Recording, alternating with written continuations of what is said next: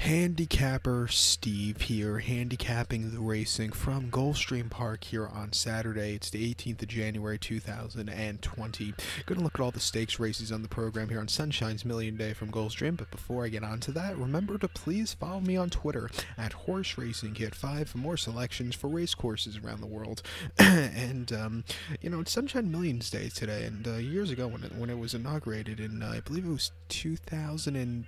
I want to say 2003, but it could have been 2002. But they had their inaugural runnings, it was basically California versus Florida, and back-to-back, at Santa Anita and Gulfstream Park going head-to-head on the same day, and it was great racing. They actually showed the first few runnings on NBC, and they had $1 million purses, and it was all good, but then it just slowly fell apart, and then about 10 years ago, it just completely fell apart. Now they only have the Florida division. It's not head-to-head competition anymore, which kind of sucks. I thought it was a great idea, but I mentioned that because I have a feeling the Pegasus might be going in the same direction as the Sunshine Millions, and I hope not, because I do like the Pegasus format right now, where you don't have to buy in, but hopefully it stays all good. But let's get to the Sunshine Million card from Gulfstream. We'll look at all those races, the stakes races 8, 9, 10, 11. The 8th race, it is the Sunshine Millions, Fillies and Mare Turf, purse $150,000, race for Florida breds, Fillies, Mares, 4-year-olds and upwards. We have a field of 11 horses. The 9 horse is main track only, so 10 will go. The distance of ground is 1,700 meters, with a distance of ground of 1 mile and 1/16 on the turf course. 1,700 meters, 1 mile 1/16 turf course. And I show the diagram, just gives me a little extra second to look down my notes, just bear with me. Top selection, we'll go to the number 7 horse, Starship Jubilee. We'll go 7-11-1-6 in the superfecta, 7-11-1-6 super. Top selection, 7 horse Starship Jubilee, 7-year-old mare by Indy Wind. Kevin Attard trains. Javier Castellano gets the mount. Single in the multi-race. The horse is most race now. It came 28th in November at Churchill, mile and 8th in the Cardinal Handicap, and the horse finished second by 3 lengths. Really closed up well. Looked like the horse was going to get away with in the stretch, but then, Calio got to this horse late and went off clear. But this horse at 50 cents a dollar still ran a okay race. Should have won at 50 cents a dollar though. Before then, the EP Taylor at Woodbine, mile and a quarter there. The horse won by a length. Stalk got the lead and then just held on to a very nice victory. An all-around good race. And then before that at Woodbine, about a mile and 8th in the Canadian, the horse won by 4.5 lengths. Set the pace that day and just kept going. A very easy run. 103 by her. It was her second best race. Her best race lifetime came the Canadian of 2018 at Woodbine, where she won by 3 1/4 lengths. 104 by her. She sat back early after a horrible beginning, but when she got the lead, she circled the field. It doesn't get any easier than that.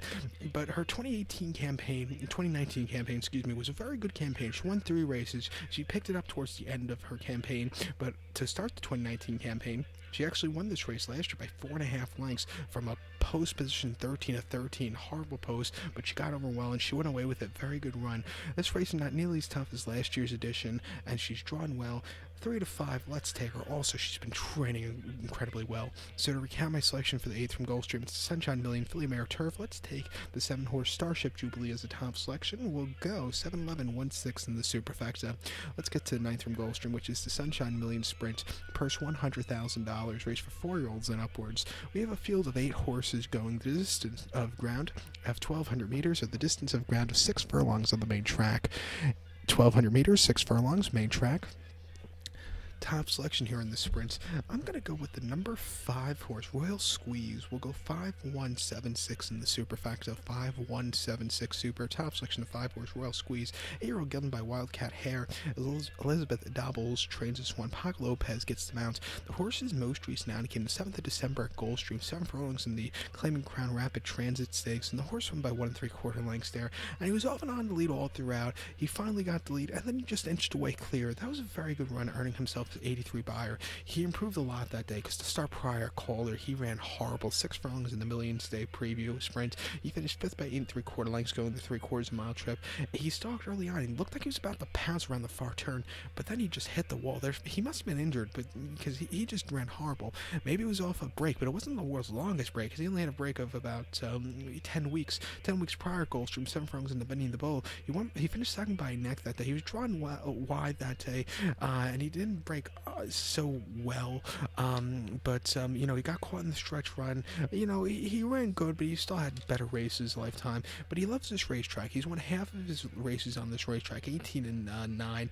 He's finished third, second 3 times, and third twice. But back to the 6 furlong trip, third off the break at 6-1. I'm going to take him as a little bit of an upsetter here. You also have to use Extravagant Kid, the one horse. He won the Llanos a few weeks ago very, very nicely off the turf. Didn't expect that. I actually backed him that day for the turf race, but when I saw it was off the turf, I did go somewhere else. I'm pretty sure I went with the third place finisher Archidust, who ran crap, and Extravagant Kid should have kept him in my top selection, but that was a stupid decision. But I think, he can also get a piece of it, but he's 2-1. It's not the best price in the world. But to recap my selection now for the 9th from Gulfstream, it's the Sunshine Million Sprint. Let's take the 5-horse Royal Squeeze as top selection. We'll go 5-1-7-6 in the superfecta.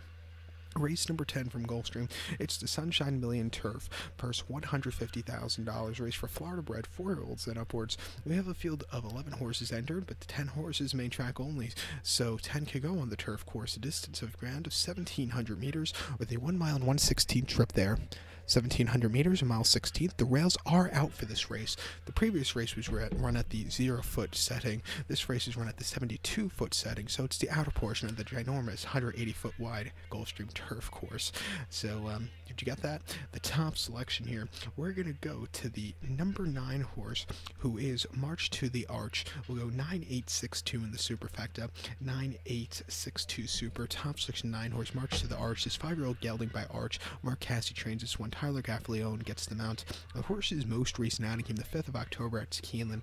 Firm turf course, 1 mile in the grade 1 Shadowell turf mile. He finished 5th by length that day. He didn't break all that well, but his turn of foot that day was impressive. At 21-1, he outran his odds against some very, very doubtful horses. The winner, Bowie's Hero, is a good horse. The second place finisher, Diamond Ups, is a good horse. And the third place finisher, Swadois, was actually planning to run in the British Cup Mile, but had to scratch out of it because he was mild sickness.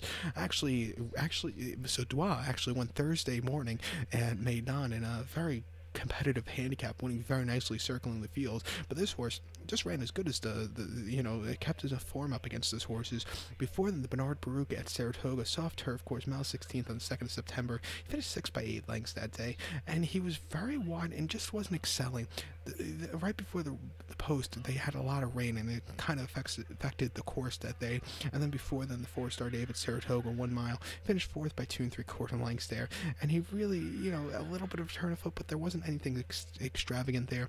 Got Stormy just ran that better race, and Uni, who finished 3rd and went on to win the British Cup Mile, ran that better race. And then before then, the Forbidden Apple at Saratoga, the horse finished 5th by 1 3/4 lengths there. And again, the inner turf course, Saratoga, it doesn't play towards closers, but this horse was closing up well. Before that, won the Wise Dan at Churchill nicely, a decent 5th in the Turf Classic at Churchill, and then won the Turf Classic for Florida Breds at Tampa very nicely last year. It's 3-1 on this turf course. Hasn't been seen here since 2018 though, but I think he's a lot better horse. Been treading well. His form in 2019 was very well, running against some tough horses. 7-2. Let's take him here. We will actually also single him in the multi-race. So to recap my selection for the 10th from Gulfstream, Sunshine Million's Turf, let's take the number 9 horse, March to the Arch. We'll go 9-8-6-2 in the superfecta, single the 9 horse in the multi-race. Let's get to the 11th from Gulfstream, which is the feature of the afternoon. It's the Sunshine Millions Classic. Purse $200,000, race for 4-year-olds and upwards. We have a field of 7 horses going to the main track, the distance of ground of 1,800 meters, or the distance of ground of 1 mile and 1/8 on the main track, 1 lap around the Gulfstream dirt course, 1 mile 1/8. And one of my favorite memories of this race has to be 2005 or so, and Miesk's approval, or Miesk Toujours, there we go, not Miesk's approval, stupid idiot, Miesk's Toujours, with Georgie Chavez won this race in 2004 or 5, and whatever the first year the new Gulfstream Park was, I think it was 2005, where they had the really low camera, no grandstand, it was picnic atmosphere, and he won it with Georgie Chavez at 71 on the front and all throughout. A very exciting race. I remember watching that on NBC. I believe even Tom Durkin might even call it that day, but he kept thinking, oh, that horse is gonna get by him, the horse is gonna get by him, but he just kept going. That was one of the early indications that you need to have good position on the Gulfstream Park main track, going a mile and eighth, because I believe that was probably the first mile and eighth race they ever ran there. But the top selection here in the Classic, I'm gonna go with the number 7 horse, Super Dude. I'm gonna go 7653 in the superfecta, 7653 super. Top selection, 7 horse Super Dude. 6-year-old gunman by First Dude. Mike Maker trains. Jose Ortiz gets the mount. The horse's most recent outing came 12th of December at Aqueduct, 1 mile and optional 62, and the horse finished 6th by 14 1/4 lengths there and had nothing. Stalked early on, was wide, and just hit the wall. That was a very weird run. He should have ran a lot better.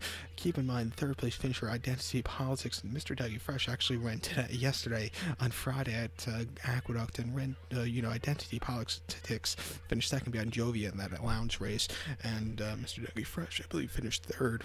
So they came out of that race well. The winner just was too much for these horses. Before that, though, mile 16th in a claiming 5 at Belmont, and the horse finished second by 7.5 lengths. He just stalked around the race course. The winner was just too impressive there.